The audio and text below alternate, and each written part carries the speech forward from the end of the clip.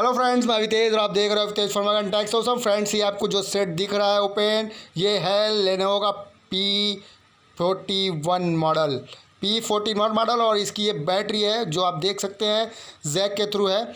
और ये बैटरी जो आपको दिख रही है, इसकी प्लस और माइनस भी मैं आपको दिखा दूँ, जैक के थ्रू है।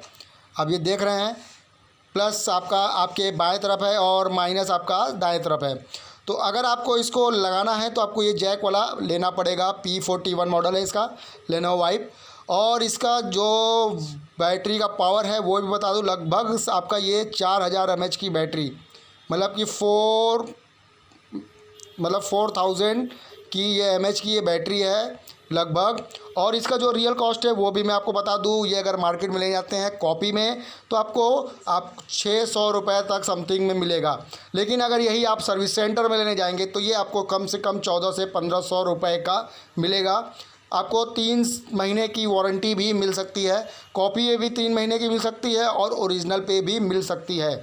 तो दोस्तों, आप मेरे चैनल अवितेज फनवर्क्स को देखिए, उसको लाइक करिए, शेयर करिए और ज़्यादा से ज़्यादा सब्सक्राइब करिए। मैं पर्सनल इन्फॉर्मेशन आपको देता रहूँगा, अगर आपको चाहिए तो मैं आपको प्रोवाइड भी करा सकता हूँ।